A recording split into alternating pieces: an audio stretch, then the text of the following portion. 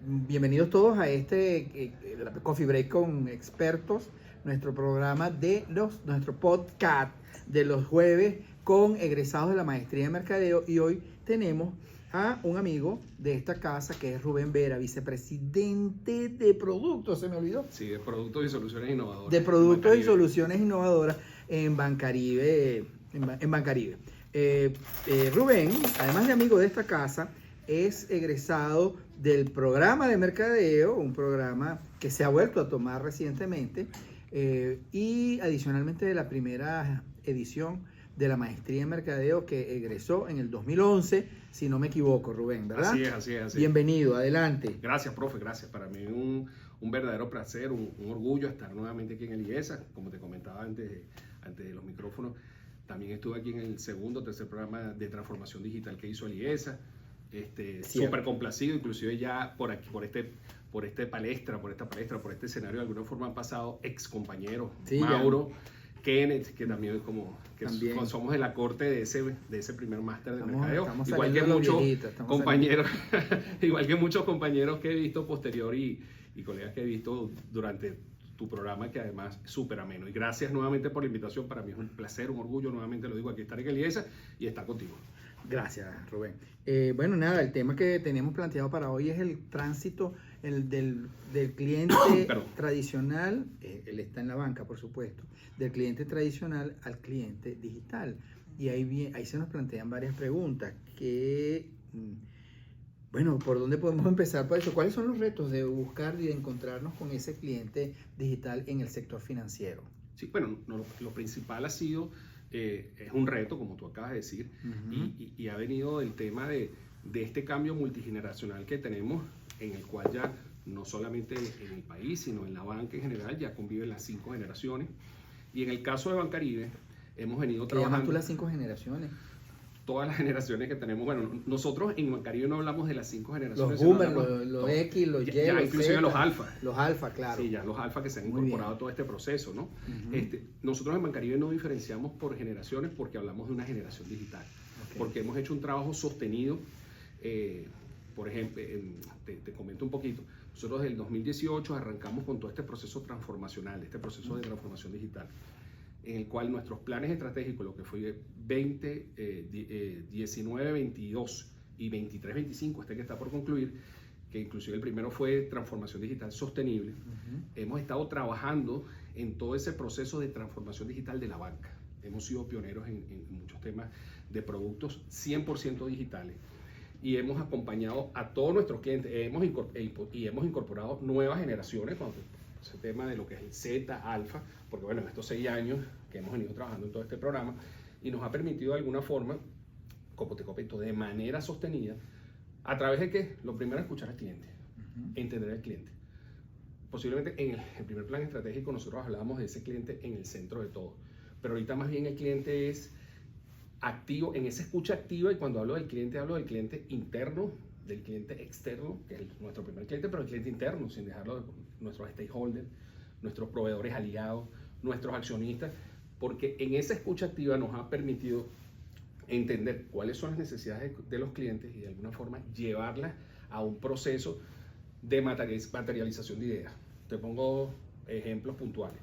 Nosotros tenemos un programa que se llama Innovalab Bancaribe, que ahorita acabamos de terminar la segunda edición, que tiene que ver donde nuestros colaboradores, valga la redundancia, de manera colaborativa, se integran esas 5 generaciones. Habían 14 grupos, que esos 14 grupos tenían que ver con ideas de soluciones para los clientes externos como para mejorar los procesos internos de nuestra organización. Este es nuestro segundo programa. Y hace 2 años tuvimos un programa de innovación abierta en la Católica, una excelente casa de estudio. Fui parte de ese proceso de tutor, mentoría y además jurado en el proyecto final. Y era parte de la materia de innovación de un semestre académico dentro de la Católica. Y se presentaron 6 propuestas muy buenas, muy retadoras, de cara a integrar las generaciones en todo este proceso de transformación. Muy bien. Pero yo sigo trabajando entonces sobre el tema de los los retos. Por ejemplo, yo me planteo, la edad es un reto para bancarizar al cliente. Y después te voy a preguntar sobre la tercera edad. No, la tercera edad ya no se dice. Sobre el mercado gris, el mercado plateado, la economía el silver, plateada. La economía plateada, exactamente. Sí. O sea, ¿cuál es el rol que tiene en todo este tema de la bancarización? Perdón, de la digitalización. Es un obstáculo la edad para asumir esos productos digitales. Pero no paremos ahí. La bancarización es un tema que ayuda o que hace fuerza en contra de la digitalización. La misma penetración de Internet está siendo un problema o no está siendo un problema, ayuda o no ayuda. Es decir, cuáles son los retos que ustedes se enfrentan ahí. Yo lo veo por temas que veo en otras economías como en España, en donde las edades más plateadas, para llamarlas así de alguna manera, se quejan de la digitalización y han logrado con sus asociaciones de consumidores y con los sindicatos de los bancos, han logrado que haya un número de personal del banco obligado a atenderlos presencialmente a ellos en la oficina. Sí. Háblame también de eso. ¿Cuáles son los resultados de la estrategia de digitalización? Retos y resultados. Sí, fíjate, tocaste un punto sumamente importante que sucedió en España, ¿no? Por eso radica donde comentaba en el segmento anterior, de esa escucha activa, de escuchar a ese cliente, de la importancia que tiene ese cliente dentro de la estructura del banco como tal, de generación, y adicionalmente a eso dentro de la participación económica que tiene dentro del negocio. Porque tú acabas de decir algo que es muy importante, de esa economía plateada, ¿sí? Porque ahí hay una diferencia importante y es un tema de comportamiento. Esa economía plateada o ese baby boomer, de alguna forma, cómo se maneja financieramente, a diferencia de las nuevas generaciones, que es un tema netamente transaccional. Okay. ¿Sí? ¿Cuál es la percepción de él sobre la banca? ¿Cuál es la percepción sobre otros instrumentos financieros que no necesariamente son la banca, que son los nuevos competidores que hemos tenido, los competidores transversales que ha tenido la banca, no solo en Venezuela, sino en el mundo? El caso de España es muy representativo y fue eso, o sea, la fuerza del poder, además por la composición de la población española, de la población que es particularmente envejecida. ¿Cómo no? Tienes un 65%, creo que según las últimas cifras, porque además me gusta mucho Miguel Ángel Revilla y lo leo mucho, y habla muy bien de las cifras en España, de la cantidad de población que tienes mayor a 73 años. Entonces, Santander, de alguna forma, con mucho respeto, pero ¿qué es eso? Un poco ese tema de la escucha del cliente. Entonces, ¿qué hemos hecho nosotros de aquí desde la banca? Hay unos retos importantes de bancarización digital, pero no debes perder ese modelo de atención. Tiene que haber un híbrido en ese tema, sobre todo por la participación de estas 5 generaciones que te comentaba. Y cuando te vas a esos factores exógenos de lo que tú comentabas, o cómo va esa bancarización, por ejemplo, en Venezuela se han hecho esfuerzos importantes que tienen que ver con la bancarización. Aquí estamos en un porcentaje alrededor de sobre un 80%, un 85% de clientes bancarizados. De población bancarizada. Población bancarizada, wow, por el tema transaccional. Claro. Más allá de la banca como negocio, que no va a perder su esencia ni su core business, que es la intermediación financiera, que para eso es la banca. Pero hay un porcentaje ahora de la banca importante, sobre todo por tema país, de limitaciones en el acceso al crédito, que ha hecho que haya desplazado ese negocio transaccional. Y entonces lo conecto con lo que comentabas de otros factores exógenos, el acceso a Internet, que está alrededor de un 65, 70% de la población que tiene acceso a Internet. Todavía hay un número importante en porcentaje y en valores absolutos, que tú me dirías, pero de repente quedan unos 10 millones de personas por allí sin acceso. Sí, indudablemente. Entonces es donde se han venido haciendo temas de esfuerzos móviles para poder que esa población pueda llegar a tener la solución del banco en su mano a través de las APP. Qué bueno. Y eso me trae a la memoria otra duda u otra pregunta sobre ahora el efecto o el impacto que está teniendo la utilización de inteligencia artificial en los servicios digitales de un banco. Es decir, ¿ayuda eso realmente? Sí, indudablemente que sí. ¿Lo están haciendo ustedes? Sí, estamos trabajando en el tema. O sea, hay un tema allí, bueno, primero que hay varios tipos de inteligencia artificial.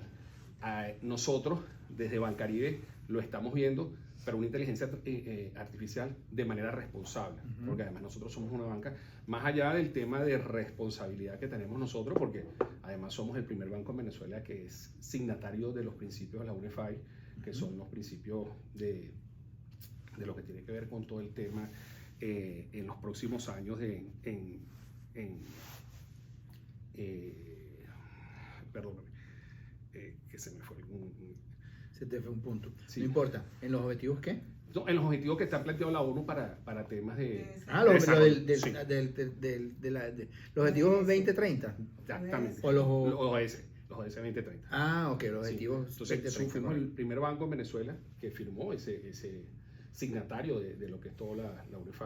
Ok. Y más allá, por eso, no quiero ligar lo que es esa responsabilidad de banca responsable con lo que es la responsabilidad de la inteligencia artificial, Claro. a lo que viene a tu pregunta.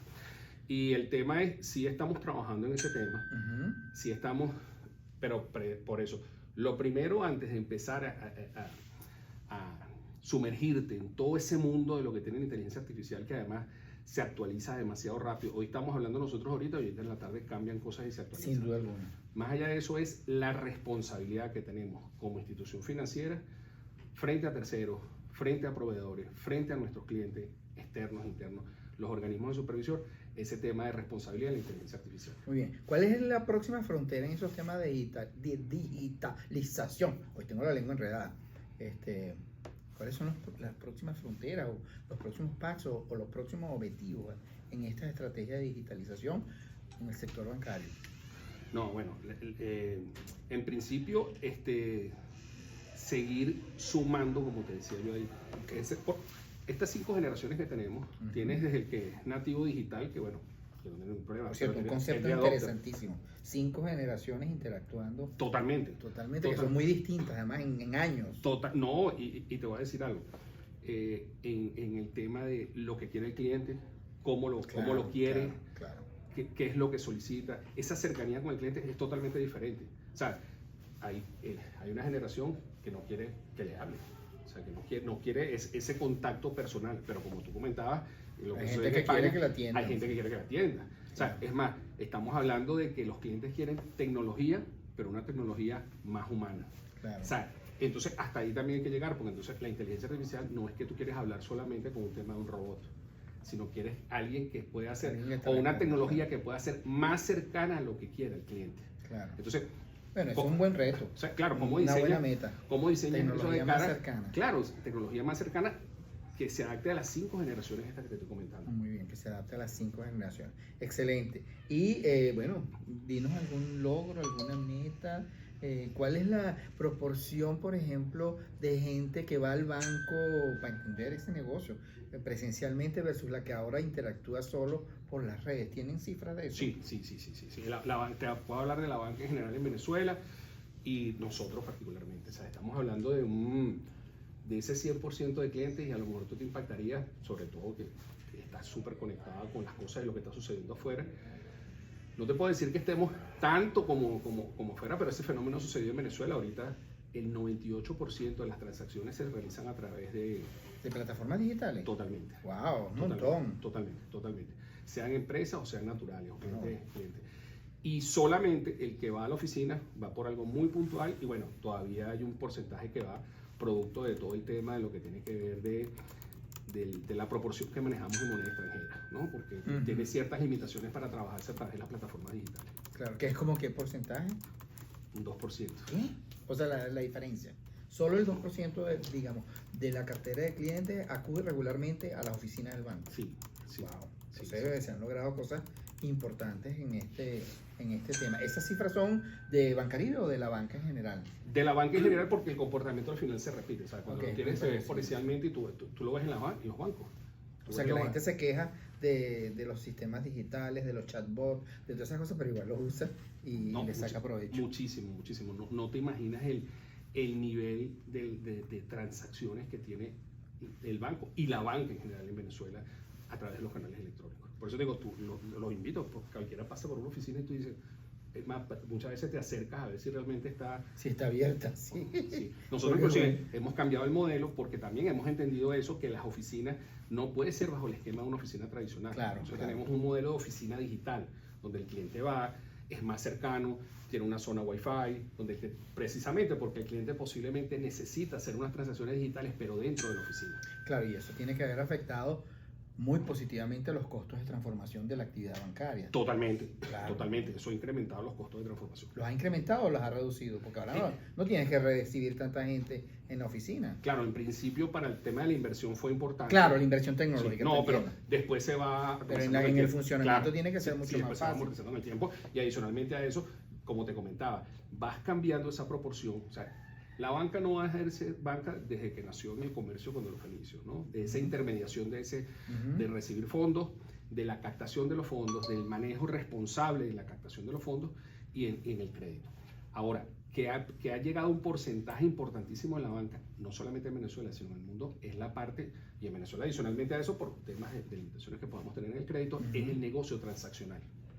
O sea, todo lo que tenemos que ver con esquemas. Nosotros, a pesar de que ya hemos mejorado muchísimo el tema de la penetración del Internet, nosotros en otros foros y en años anteriores veíamos que fuimos los primeros países en Latinoamérica con el tema de pago móvil, Claro. con la inmediatez del pago. Claro, pero recuerda que nosotros avanzamos rapidísimo por las razones equivocadas siempre. A lo mejor, exacto, por algunos factores For the exógenos. wrong reasons, como dicen en inglés. Totalmente, Pero bueno. totalmente, pero bueno, eso de alguna forma también te hizo Nos hace acelerar ese acelerar proceso. ciertos Totalmente, procesos. profe, totalmente. Listo. Muchísimas gracias, Rubén. Antes de despedirnos, recordarles que estamos en el proceso de reclutamiento de nuestra próxima cohorte de estudiantes para la maestría de mercadeo. Ven a Liesa, empieza a construir el futuro del mercadeo en Venezuela en la maestría de mercadeo. Busca nuestros sitios web, nuestras redes sociales y ahí encontrarás el cómo unirte a ese grupo de personas que se van a desarrollar y se van a destacar como nuestro invitado de hoy en el mundo del mercadeo. Muchas gracias a todos. Muchas gracias, Rubén. Sabes que esta es tu casa Gracias, profe, siempre. gracias.